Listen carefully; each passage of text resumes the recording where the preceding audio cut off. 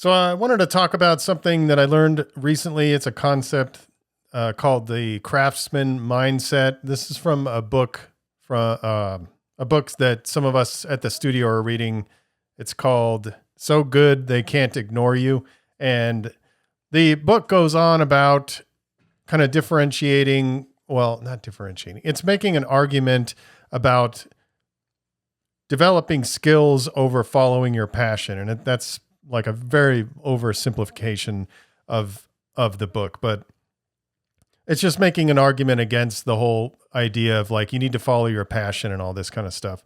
And so I wanted to start with this dream I had, which might be kind of weird, but it'll lead into it'll lead into what I'm trying to talk about here. So in this dream, I dreamed that I died and my consciousness was still there. So I was able to think and kind of like reflect on things in my life. And one thing that hit me immediately was I was very disappointed that I didn't accomplish all the things that I was trying to accomplish. And then shortly after that, I was disappointed that I couldn't continue on the path that I'm currently on. And when I woke up, I thought a lot about it, and it was interesting because a lot of times, like I question what I'm doing. Like I'm not going to give up. Well, not obviously to you, but to me, it's obvious. But there's no part of me that wants to give up, and there's nothing else that I would want to do. But sometimes I'll think about my life, and I wonder if this is how I'm supposed to be living. Because being an entrepreneur or running a business, I guess there's similar things. I don't know, that's a whole nother conversation, but it's challenging and it's stressful. And so most of my days are filled with stress and anxiety and all these kind of feelings that, may seem negative, but on the level of being a business owner, that's like what you sign up for. So if you look at it objectively, those are just things that are just the way they are.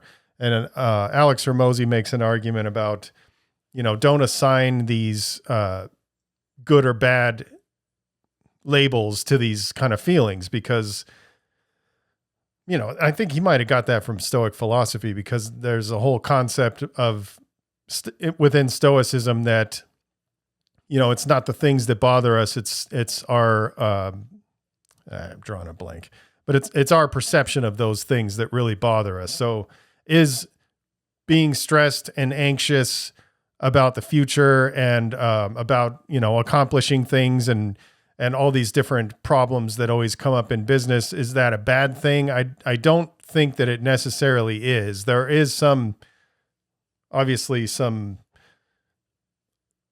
research and whatever, that it's not necessarily good for you, to be stressed out all the time. And so that stuff comes into my mind pretty frequently. And it's like, man, is this really what I'm doing? I'm dedicating pretty much my whole life to building this business. And it occupies the vast majority of my time. And oftentimes when I'm even sleeping, like I'm dreaming about problems and shit. So it's like that'll tend to cause me to question, is this the right thing? And so when I had that dream, it was like kind of confirmation, because in the dream, it was very real to me that I was dead and that was it. My journey was over. And I'm sure if I was, if I didn't wake up immediately after that, there would have been a lot of other things. Like I would not be able to be with Jesse anymore. I wouldn't have my dogs and all these kind of things. But right after I had that feeling that I was very disappointed that I didn't get to continue living the life that I was living, that's when I woke up, and I felt like that was confirmation that like, well, when I am questioning, is this what I need to be doing? In a sense, I was dead and the journey was over and I got to experience that. So I kind of feel like now I know that if I didn't get to do this anymore, I would be really disappointed. So there's definitely something to be said about that. And so then to tie back tie back into the what I talked about in the beginning, I was thinking about that dream, and I had this dream before I started reading this book. And when I was reading this book, it was pretty interesting because you hear a lot of people say like, find your passion and follow the passion and all these kind of things. And like, a lot of people will say like, find something you're passionate about and build a business around it. And that's what I did with Machine, you know? So I'm obviously passionate about graffiti and I love the culture and all that stuff. I don't love everything about it, but like, you know, as an overall concept, I do love the graffiti culture and I want to give back to the culture and all these kind of things. But, you know, when you really break down what I'm doing day to day, it's not like I'm doing graffiti for a living. You know, I'm building a business. I've built a business around graffiti and I'm trying to scale this business. So at the end of the day, you know, the things that I have to do can apply to any business. Like I'm doing marketing, I'm doing leadership. I'm kind of, you know, I don't know. I don't need to go on the whole list, but there's a whole bunch of shit that I have to do day in and day out that is not graffiti. And most of my time is obviously not spent doing graffiti. It's operating a business. I make a lot of content, so I do get out and spray paint from time to time, but that doesn't occupy a whole lot of time. You know, the spray painting part of any of these videos that I make is just a few minutes, and the rest of it is editing and writing captions and doing all these things, scheduling posts and posting it across all these platforms and all this stuff. So like what I'm getting at is like, I did in a sense pursue my passion, but more so I'm operating a business that could be for any avatar essentially. So let's see, how do we tie this all together? So in the book, one of the best examples that he gave, well, I don't even know if it's the best, but one of the examples that stuck out to me, and I think it was probably one of the first, if not the first example of a person that he gave was Steve Jobs. So like when he described Steve Jobs, and I'm going to paraphrase because I don't remember exactly everything that he said, but Steve Jobs, before he started Apple, he was more of like a hippie type of dude. You know, he was known for walking around his college with no shoes on. And I think he went off into some Zen meditation retreats and shit like that. So you wouldn't think that he would become like a tech giant. That didn't seem to be where his passions were. And so when Apple came to be, and I won't really get into the whole story, I would say go in and look it up, or maybe I'll put a link to something in there because I don't remember exactly bit by bit how it all unfolded. But my understanding and what I remember is that Steve found an opportunity because at the time when Apple came out, computers were more of like a hobbyist type thing, and obviously for professionals and stuff like that. But it was just starting to get into where people could use them at home, but there wasn't like pre-made computers. It was like, I think he said something about going to a hobby store, but I don't think it was the same kind of hobby store that I picture, like remote control cars and shit like that. But I might be wrong. I don't know if there was like computer hobbyist type stores. But anyway, so those were the places where you would get these kind of like home computers. And so Steve Jobs found this opportunity where he could get these chips or something like that and sell the chips to these stores. And then when he tried to do look this up because I probably have some details wrong, but this is how I understand it. And for the sake of what we're talking about, it'll work. So my understanding is one of the stores was like, I will buy X amount of pre-built computers. And it was kind of a lot. I think it was like 50 or something. I'll buy X amount of these, but I want a all-in-one thing. I don't want the chips. I want a whole computer.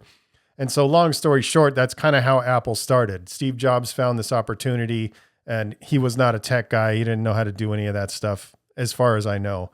So he got other people involved. There was one guy, I can't remember his name. And then there was Steve Wozniak. And between these people, they had everything they needed to get this thing off the ground. So, you know, obviously Apple turned into what we know now, and Steve Jobs turned into the person that we know now. And obviously if you saw any of his keynote speeches or anything like that, he was obviously very passionate about what he was doing, but he didn't get there by pursuing his passion. He got there by finding an opportunity, but this is where the craftsman mindset comes in. It's about honing in a specific skill set that's needed to advance in any endeavor. So in his case, in his career. And so to tie this together a little more, the reason why, this book came up because I wanted to read this with a couple people on my team to kind of get this idea across of just getting really good at something. So regardless of what it is. So when I'm reading this book, I'm thinking like, when I started Machine, I didn't really think about being passionate about all of the inner workings of running this business. But over time, I did become passionate about learning all of those things. Like I was never interested in marketing. I never had any interest in it at all.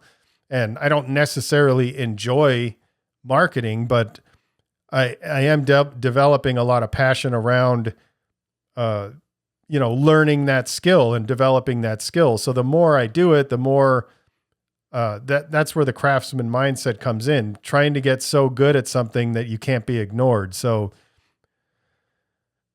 if this can apply to somebody, working at a job that you might not think like, I don't really like what I'm doing, but if you take the time to get really good at whatever it is that you're doing, you can find some kind of enjoyment in that. And, there was another thing that, the guy that wrote The Untethered Soul, he did it was like an audio book. I don't know if it's written as well. I would imagine it isn't, but on Audible, I found it. And it was like, I think it was called Untethered Soul at Work or something like that.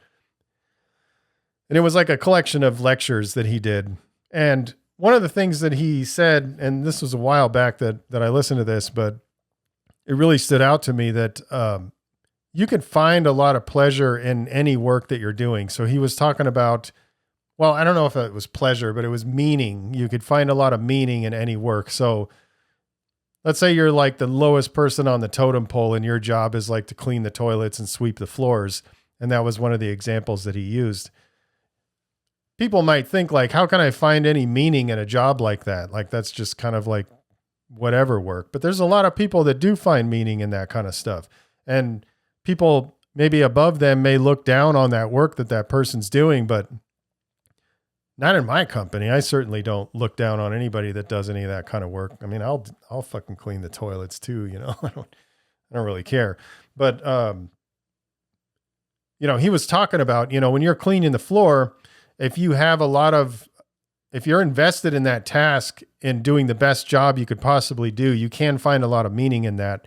And, you're making the floor look really nice for everybody else that's in there, and you're contributing to the sort of vibration of everybody, So like if you walk into a place and the floor is all sticky and gross and shit, that's going to lower the energy in the room. But like if you go in and everything's all clean and shiny and like, well taken care of, and it looks like whoever's running that establishment actually cares, then that work has a lot of meaning. You actually contributed to the happiness of everybody else. It's not like everybody's going to come in and be like, oh, this floor is so nice, and that's going to like elevate them. But every little thing can add a small amount of like, I don't know, like high frequency or whatever the fuck.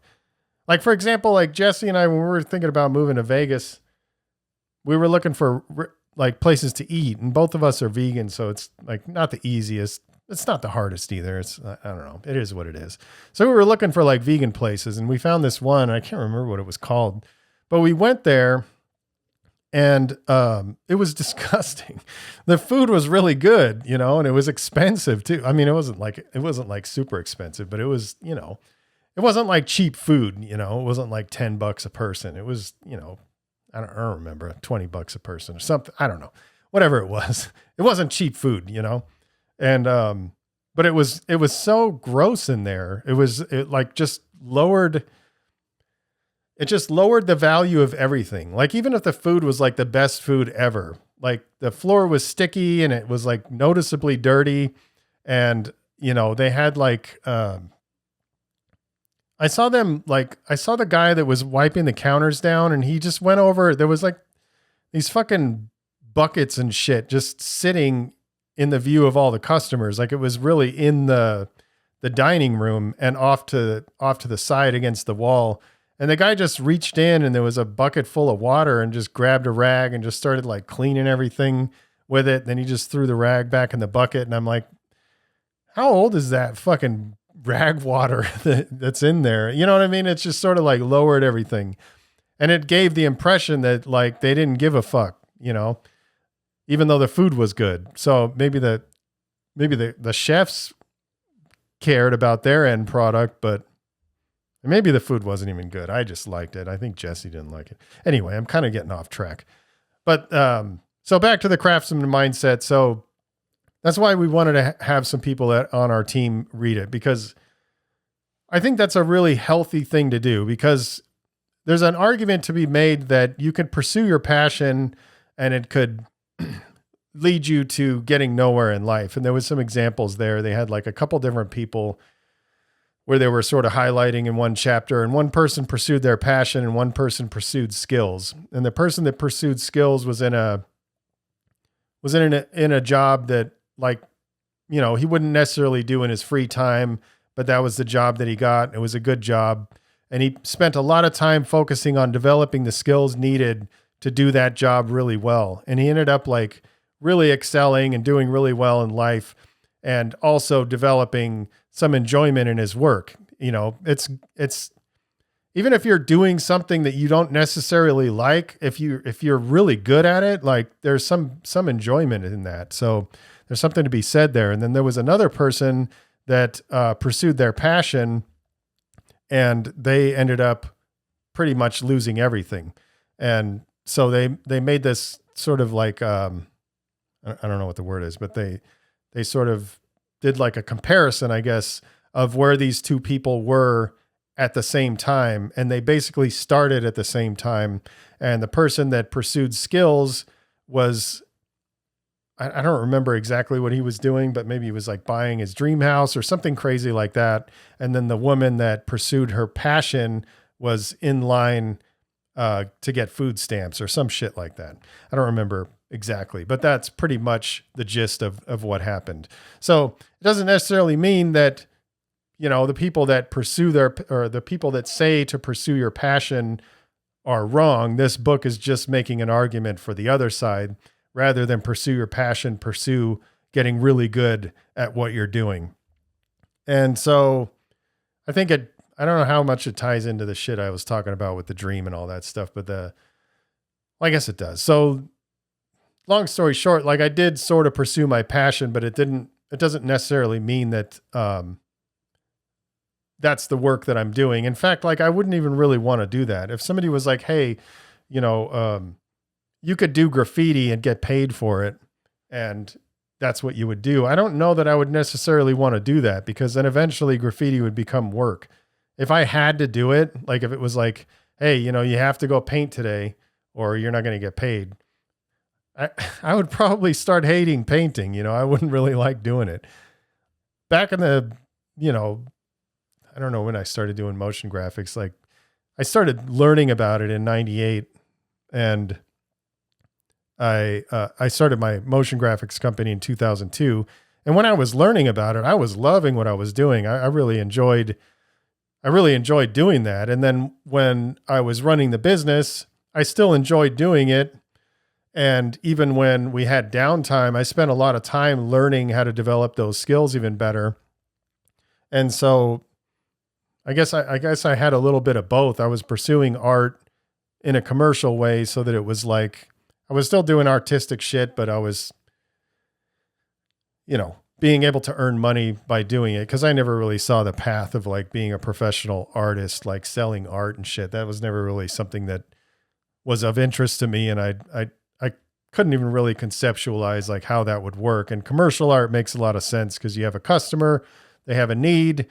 You know, if you're good at your craft, then you can fulfill that need and you get paid. It's like pretty simple, you know, a pretty simple, I don't know if simple, that's you know, it makes more sense to me. It makes a lot more sense to me. So I think I was pursuing a passion and a craftsman mindset while I was doing that. And I ended up getting out of that because I didn't like the people that I was doing the work for. Like, I don't know, no hate on TV producers, because I met some cool ones. Like there was a lot of, I can think of a few people that I kind of miss, interacting with them, but there was a lot of them that were just, I don't know, there's just a weird attitude in the television industry that like, eventually I was like, this is not for me. And I don't really want to do this anymore. And that's kind of what led to me doing what I'm doing now. So anyway, I'm starting to ramble. So I don't know. Check out the book. It's called So Good They Can't Ignore You. There's a lot of good stuff in there about developing the craftsman mindset. And I'm sure there's a lot of people that are doing jobs that they don't necessarily enjoy. And if you were to adopt this craftsman mindset, I think you would enjoy your work quite a bit more, even if it's like a temporary thing and you're like, I'm going to do this until I make enough money to be able to do my own thing. There's no reason to not get really good at whatever it is that you're doing. So anyway, I hope that was helpful. I'm going to get going, and yeah, I'll talk to you next time.